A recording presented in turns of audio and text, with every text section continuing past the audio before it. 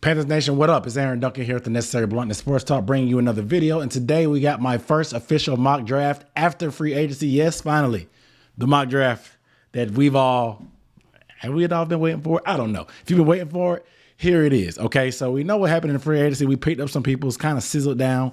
We've making some low-key moves thus far. Still haven't secured a quarterback. Still haven't secured an offensive tackle. So we know what the team needs are. But today's draft, we're going to see what happens when we don't trade. Just play with the hand we're dealt. Obviously, the C.J. Henderson trade, Sam Darnold trade put us in this particular position where we don't have but one top 100 pick.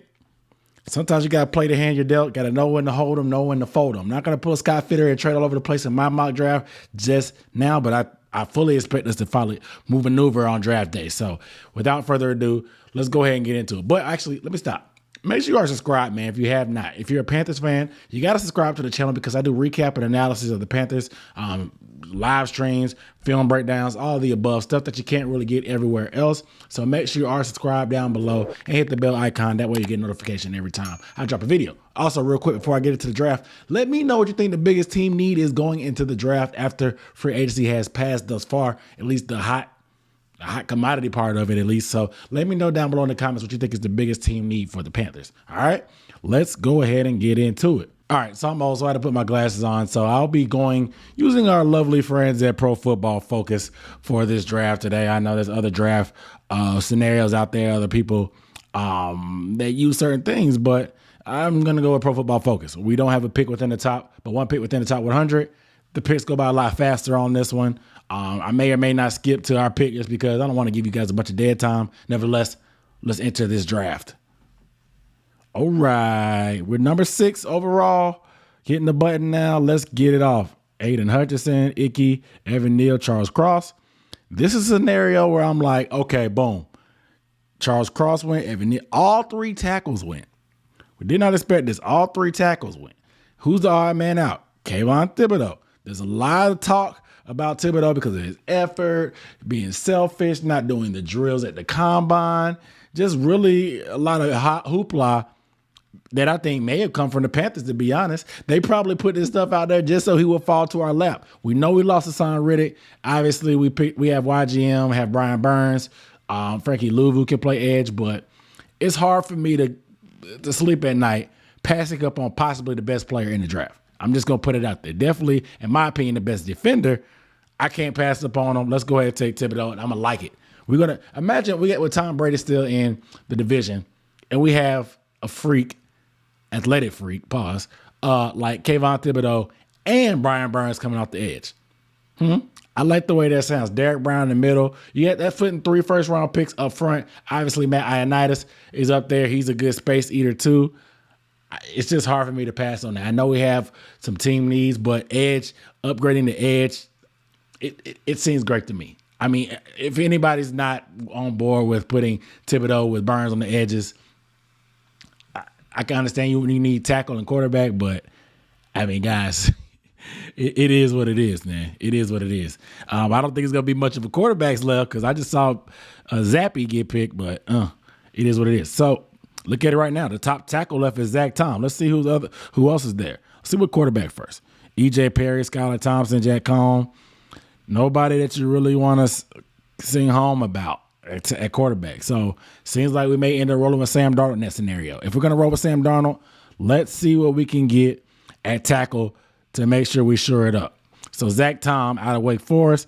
Chris Paul. I like Chris Paul. I do like Chris Paul. Maybe he'll be there going down the line. Let's see what else is left. Matt Rhule. He's available too, but I definitely like Chris Paul. I think Chris Paul is one of the most slept on tackles in this draft. He's got pretty good size, 6'4", 324, seasoned vet, redshirt senior. This guy's actually pretty good, man. I like him. We can look at some of the analysis. I mean, there's nothing really for him, honestly. There's nothing really for him on here. Obviously, they have his grade at 65 on here, 10 games, snaps, 2 sacks, 1 hit, 12 hurries. I like the guy, to be honest. He's played left guard and right tackle in his past. He's got that versatility. Obviously, he transferred a little bit, not transferred, but he played lower level of competition being at Tulsa. But I think he's a pretty slept on player. Let's look at Zach Tom just to give you guys a view of what he has working with on his profile. Now he's 92 on a big board, obviously good size at 6'5", but he's a little bit light in the pants. He's pretty athletic, so that's what makes sense. But he's more of a pass pro guy. If we're gonna be looking for downhill blocking, this may not be the guy. So I would probably pass on tackle at this pick, unfortunately. Let's see what else is out there. Take the tackle off. Let's see who's out there. We did upgrade linebacker, but let's see who else is out there. DeMarco Jackson, is that the best guy available? Let's go. We just have to go with Tom. And maybe we go with Tom, the athletic guy, or what? I don't think so. It's going to be hard, man. It's going to be hard to pick. Jelani Woods is there. He's going to be there later probably. I wouldn't overdraft him. I'm not overdrafting the tight end. It's tough because we only have a limited amount of picks, but you also want to get this stuff right. D-line Neil Farrell, no. Do you go beef up that interior? That's a depth piece. No, I'll be looking for somebody that can contribute fairly quickly. So let's go with Chris Paul, man. Let's go with Chris Paul. I'm not mad at Chris Paul. No relation to State Farm. Alec Lindstrom just went. Dang, that hurt. Let's see who's out there.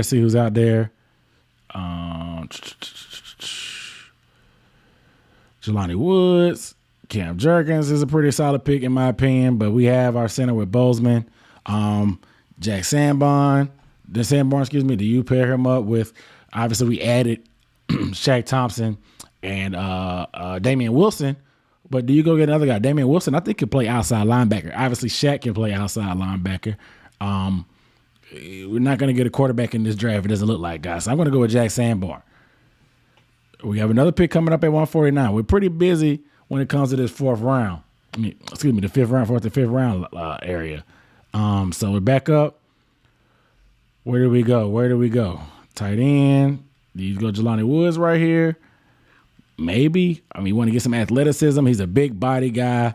Do you go there or not?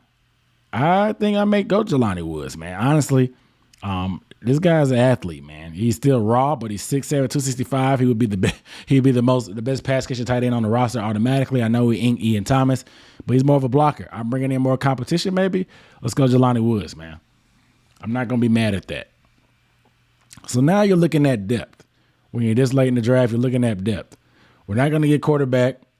We got the linebacker. We got our offensive tackle. We got an edge rusher, a big-time impact player from day one who's going to walk in and be a starter, make an instant impact in this NFC South. I'm not mad at it. Okay, let's go. Just look at quarterback for the heck of it. E.J. Perry, Skylar Thompson. Quarterback's not happening in this draft, guys. Let's look at some interior O-line maybe. Revis, Justin Poe, Doug Kramer, Ben Brown. I'm not gonna lie, these are people I haven't really heard of. They're stretching muscles in my brain that I have not used in a while. D-lines, look at D-line. C.J. Wright, DJ Dale. DJ Dale is a solid guy. He's an Alabama product, obviously. Do you use some D-line depth here? Obviously, you lost Daquan Jones. You picked up Ioannidis. You got Bravion Roy still. Do we take a flyer on Dale? Fuck it. Let's do it. Maybe kind of high. Let's do it, though.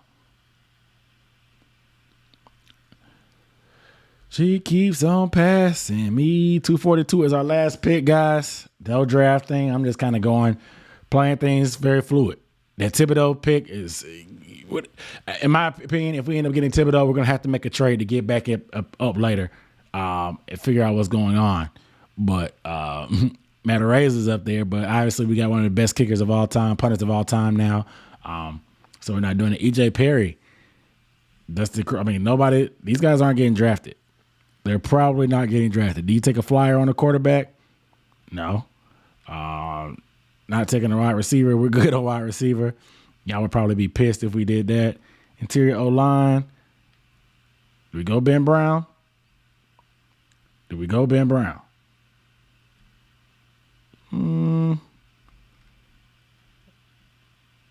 I don't know. Let's go Ben Brown. Let's do it. Let's get an interior offensive lineman. You can get one late. Maybe you can get a gem, some depth, obviously. And that is what it is, guys. I mean, that's our draft. It's a tough decision to be made, but if Thibodeau falls in your lap, it's not too much you can really do about it, man. I mean, you almost got to take. That's a guy that you can't pass up. You can't pass up elite talent. You draft them and figure out what to do later. No PFF. I don't need you to grade my draft that bad. I'm not paying for that. All right, so let's do it. Kayvon Thibodeau, you get an A. A- for Chris Paul. Sanborn, you get a B. Jelani Woods, a C. DJ Dale got a D- for it. Ben Bryant, you got a B. Overall draft grade, a B+. These are your latest Panthers in my Panthers mock draft. We didn't get the quarterback. I know a lot of people are going to be devastated. What do? Do you try to find a vet later on? I don't know, but these are the guys that I picked. I don't feel bad about the Thibodeau pick. We got Chris Paul in the 4th, a solid tackle that can come in and compete with him and Brady Christian to see how stuff shakes out. I'm not mad at that. I'm definitely not mad at that. So it is what it is in my opinion, guys. And I know it's tough because the quarterback situation and everybody wants Sam Darnold up out of there. I want Sam Darnold up out of there. But in this scenario, maybe you bring back Cam. Maybe you just run with Sam and you have your roster pretty much in a good spot. Maybe get a tackle next year or later on, or maybe late in free agency.